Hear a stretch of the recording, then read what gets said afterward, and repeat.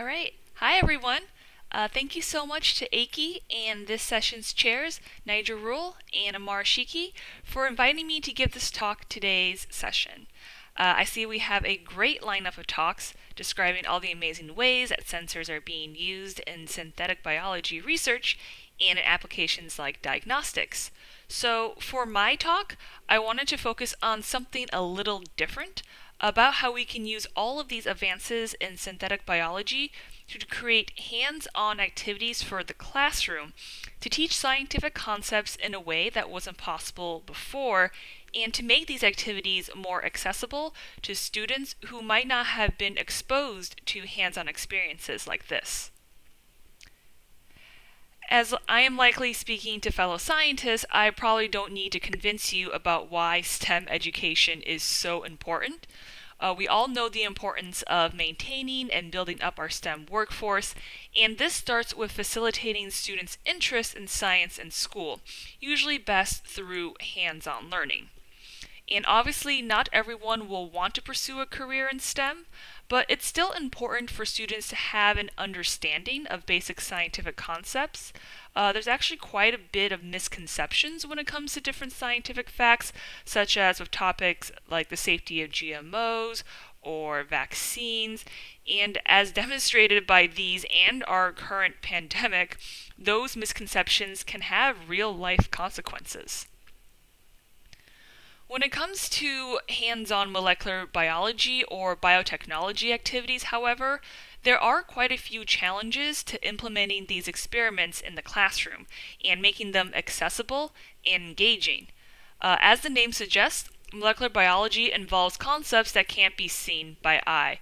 I often joke that my PhD was a lot of mixing tiny amounts of clear liquids into tiny tubes, which to a student, say a high school student who doesn't know what's going on, that isn't that engaging and can make it really difficult to understand and learn what's actually going on.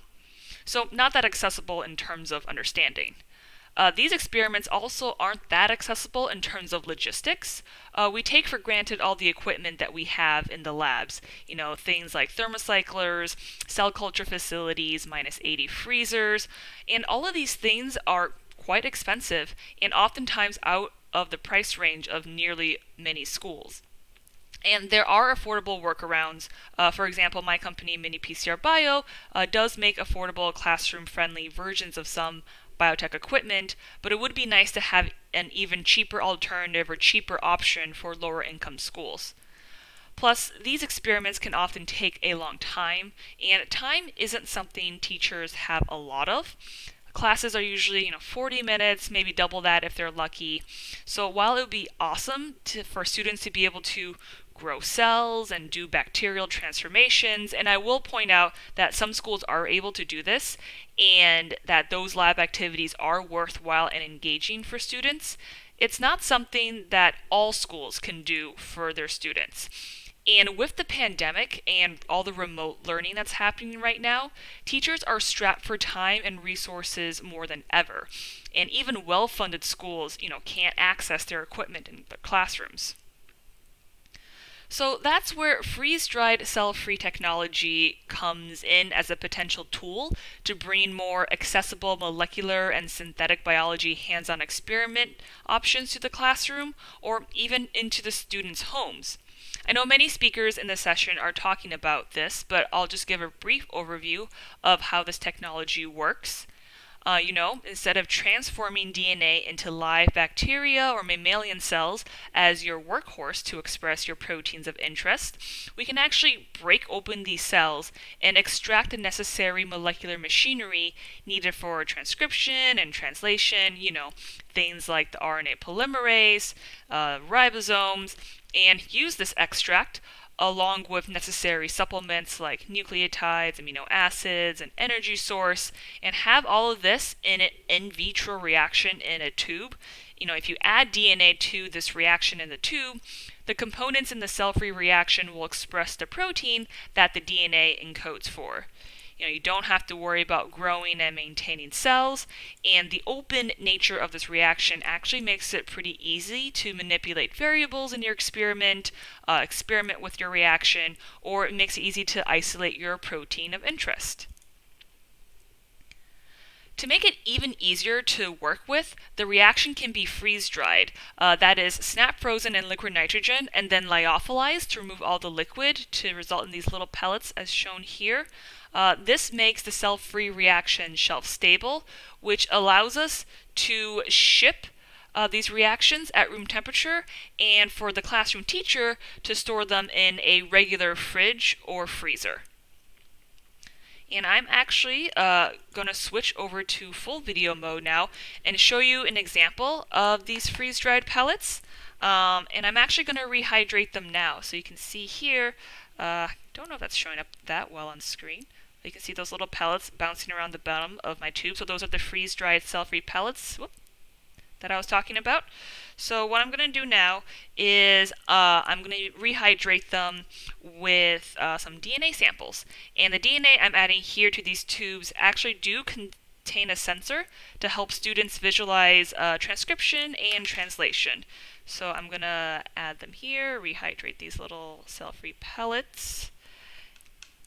And then after adding them, I will incubate these throughout the course of my talk. And, partway through my talk, we can take a look at them to see what we see. So rehydrate the second one here. There we go. All right. So I'm going to incubate these tubes. You can actually, for this reaction in particular, you can actually just incubate these with body heat, so you don't need an incubator. So I'm just going to stick them in my pocket down here. And then we'll take a look at these later in the talk. All right. Back to my slides. So, as you can imagine, freeze-dried cell-free reactions have so much potential for different applications.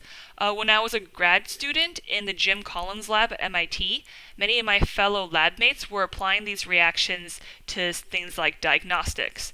I'm not going to go into much detail here, since I know other speakers are covering this topic, but just to show one example from my PhD lab, cell-free reactions can actually be freeze-dried on paper with sensors that can detect viral sequences like ones from Zika, as shown here, to allow for rapid, low-cost detection from patient samples. The advantages of these freeze-dried cell-free based diagnostics is that they're easy to use, they're quick to use, and they're affordable. And all of that would be advantageous for a biology classroom as well, right? Teachers always want easy, quick, and cheap activities to do with their students. So when I was in grad school, I prototyped a wide range of different hands-on activities with either, say, visual outputs like with fluorescent proteins, or other sensory outputs, enzyme-generated smells, enzyme crossing hydrogels for tactile outputs, to teach a variety of topics ranging from, your basic molecular biology concepts to more advanced ideas in synthetic biology. And with all the remote and virtual learning that students have to do right now, something that could be easily done at home would be especially useful right now. And, using things like sensors, we can actually build in visual outputs so students can actually understand what is going on. I'm not going to go into much detail about all the prototypes that I did while in grad school, but all of these projects are published in 2 cover papers in Science Advances and 1 cover paper in ACS SynBio. If you're interested, you kind of want to look up what else that we did. But for today, I'm going to cover 3 of these activities that specifically involve sensors. Alright, so first, an activity that introduces students to the idea of genetic sensors and how they can be quote-unquote programmed for use in various synthetic biology applications. The sensor used in this activity is a toll-hold switch sensor. And as a brief overview, these toll-hold switch sensors are programmable synthetic riboregulators that allow for protein expression only when a specific trigger mRNA is present. The sensor itself is an mRNA molecule which has a sequence that's designed to fold up into this hairpin structure shown here, which blocks the ribosome from binding to the ribosome binding sequence and prevents the expression of the reporter gene. The trigger mRNA is complementary to the sensor, which upon hybridization, like shown here, results in a secondary structure rearrangement, freeing up the ribosome binding sequence and allowing for translation of the reporter gene. And these are actually the sensors that were used in that Zika diagnostic example that I mentioned at the start of my talk. So, in this prototype activity, students would use those toehold sensors to create both an AND gate and an OR gate to learn about how sensors can be used to program genetic logic. There's a lot of overlapping concepts between computer programming and synthetic biology, so this introduces students to how genetic material can actually be used to create these breadboard-like circuits and sensors. In this case, the toehold sensor's reporter gene is for GFP, so something that students can detect by eye. So how this works is that students add DNA to the freeze-dried cell-free reactions that gets transcribed into those mRNA-based toehold sensors, and if the right mRNA triggers are also added, translation of GFP will occur and be detected. So, for example, here for the AND gate, students have two different inputs, A or B, that they can add to the toehold sensor. The sensor is designed to be an AND gate, so students will learn that they have to add both A and input B into the reaction in order to get a GFP signal, as shown here. So you only see a signal when you have A and B, not when you have no input or just A or just B. On the other hand, for the OR gate, students will learn that they can add either or both inputs in order to get the GFP signal. Right, so you can add, you get nothing if you don't add either signal, but you can add A or B or A and B, and you get your GFP signal, which indicates that you were able to trigger your sensor. So this activity really shows how interdisciplinary synthetic biology is. Students might not realize just how much draws from computer programming or electrical engineering that's used in synthetic biology, but from this activity, they might realize they might be interested in a field like this with all the different concepts mixed together. So this next activity also uses toehold sensors, but the focus here is how these sensors can be used as diagnostics. Obviously, we're not going to be having students diagnose Zika or COVID in the classroom, so instead, this activity has students extract DNA from fruit to see if the sensors can tell the difference between a banana or a kiwi. And there's actually a very commonly used activity where students extract DNA from fruit just using dish soap and rubbing alcohol, but kind of stops here when the student gets the DNA. This activity takes it further, and the students actually adds those samples to a freeze-dried cell-free reaction along with their toehold sensors to see if their samples will trigger the sensor to be on and express the GFP signal. And as you can see here, only the banana DNA, not the kiwi or the strawberry, was able to trigger this banana sequence-specific toehold sensor, so we can actually see the GFP. And similarly, same thing, the kiwi DNA was the only one able to trigger the kiwi-based toehold sensor. And the motivation behind developing this activity was to inspire a proactive, inquisitive mindset in students and provide them with the means to interrogate the world around them, as well as demonstrate how a diagnostic sensor might actually work in the real world. And finally, we have an example of a lab activity that covers a basic molecular biology concept, the central dogma, helping students understand gene expression and transcription and translation. So like I mentioned before, this is actually the lab that I set up at the start of my talk and that I'm incubating right now. We'll actually take a look at those samples in a bit. And while being able to teach students all about those more advanced synthetic biology ideas is definitely important, what most teachers need are hands-on labs that demonstrate core molecular biology concepts that they are required to teach, such as the central dogma. And unlike the two prototype activities that I just showed, this is actually an activity we took from prototype all the way to an actual product that can be used in classrooms today. So I'm going to end by kind of diving deeper into this activity and taking you through how we made that happen, show you real outcomes and feedback from actual classrooms that have used this kit in their studies.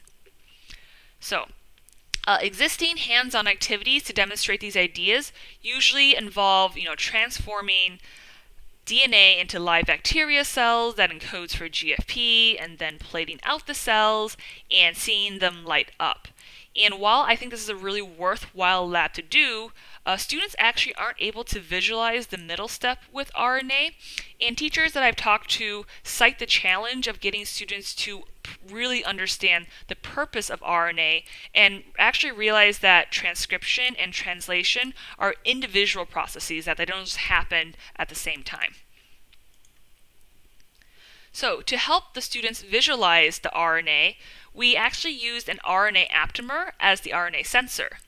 The DNA that they add to the reaction contain a sequence for this RNA aptamer. So when it's transcribed into mRNA, the aptamer will fold up on itself, bind to a fluorophore, and emit a green fluorescence. So when the students see green, they know they must have RNA and that transcription was successful. And I'm actually going to pause here, go to full video mode, get my tubes out of my pockets, and check up the reactions that I set up earlier. And to visualize any fluorescence in these tubes, we're going to be just using a cheap handheld cardboard blue light illuminator as shown here. And so these tubes have only been incubating for the few minutes or so that I've been talking, and it's kind of bright in my house right now. But, let's see if I can... All right, actually, let me go turn off the lights so we can actually properly see this. Be right back.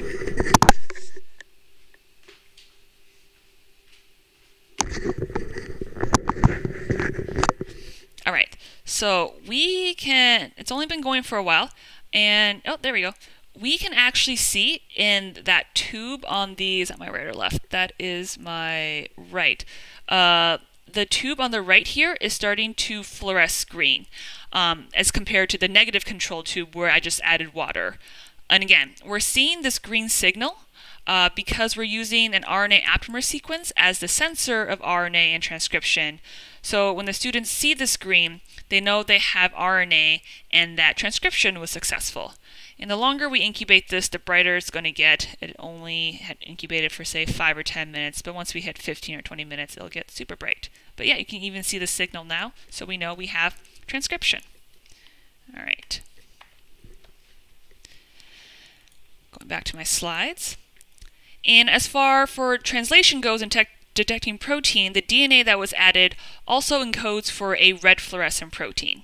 So when the students see red, they know they must have the protein and that translation was successful. It does take some time for the red fluorescent protein to fold and mature and whatnot, so teachers can have their students come back the next day in class time and see the final results. So for that, I actually set up some tubes yesterday, so we can take a look now. And if I go back to demo, we see that my tube with this DNA sample in it, you can see a really clear red fluorescent signal, and nothing in the control tube because there's no DNA in that one. So I know for that tube we have protein and that translation was successful.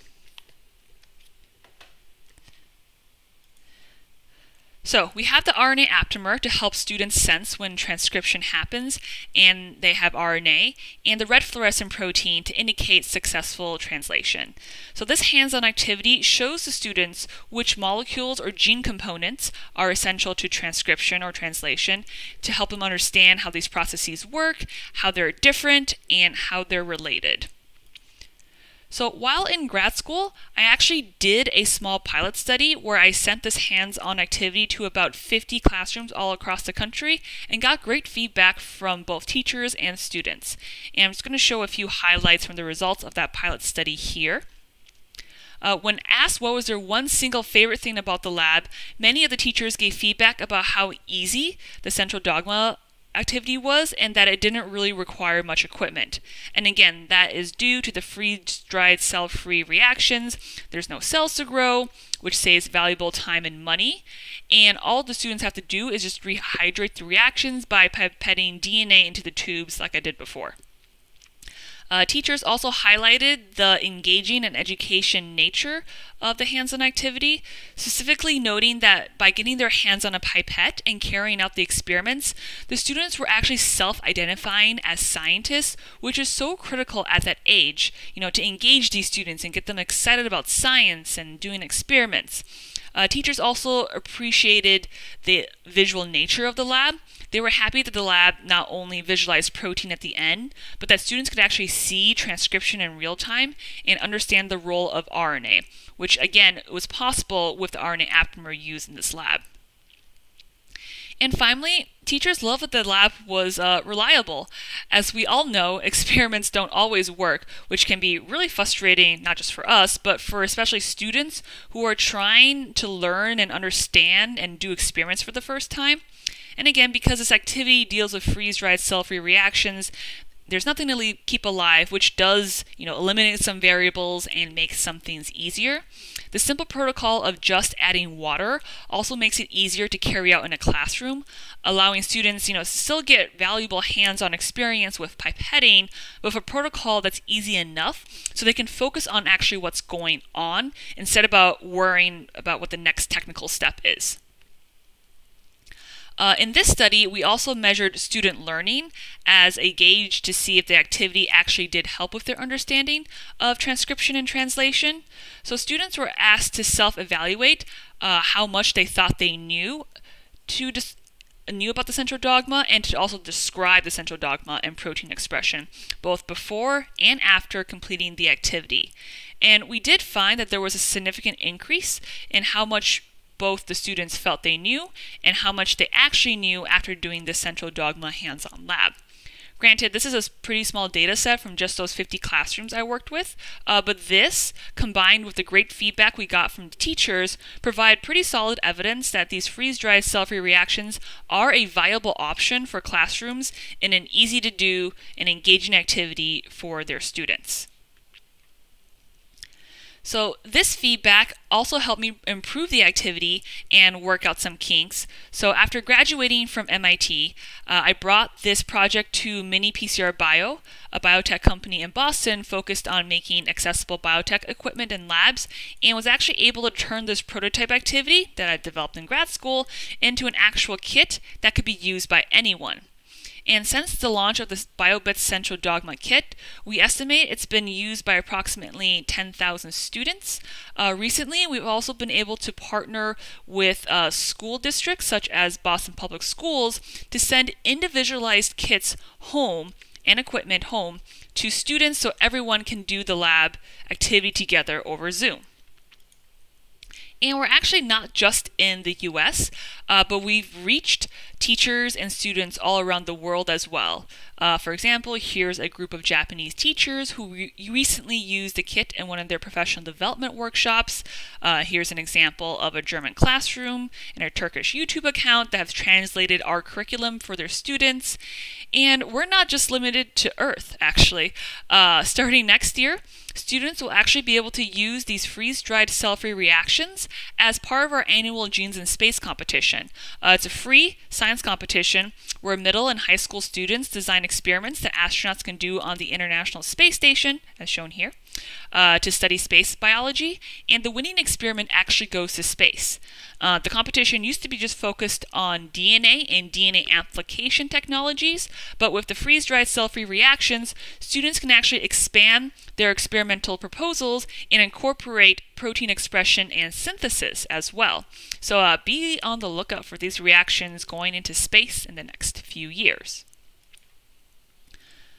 So, I hope my presentation today was able to give you a glimpse into an application of synthetic biology that you might not have thought of before. With so many advances in the field, like cell-free technology and genetic sensors, these tools provide an option to many schools and classrooms for hands-on activities that are more accessible, both from an education/student engagement standpoint, as well as time and resource logistics in actually bringing these tools into the classroom. And I just wanted to end on one thought or question for everyone listening. Like, what could you contribute with your research? Whenever I present on this, I always find myself in amazing conversations with other scientists about how to turn their ideas and their research into an educational activity. I know we're currently virtual, so those conversations are a little trickier to have, but I hope you find me in the live chat from 11 a.m. to 12 p.m. Eastern Time on Thursday, so to ask me any questions about this talk or my work. And thank you so much. I just wanted to end with several acknowledgements. I want to acknowledge my PhD advisor, Jim Collins, for supporting this project that was, a little bit off the beaten path. My collaborators over at Northwestern University, Mike Jewett's lab and Jessica Stark, we collaborated on this project together to create, these freeze-dried cell-free reactions and all those different prototypes that I talked about before. And Peter Nguyen over at the Wyss Institute for also helping out on this team as well as the entire miniPCR bio team for helping me take this prototype into a real-life kit that all students and teachers can use now, and we'll continue to work together on turning more of these prototypes into actual kits. So thanks again for listening, and hopefully I'll catch you guys in the live chat to talk about this more. Bye!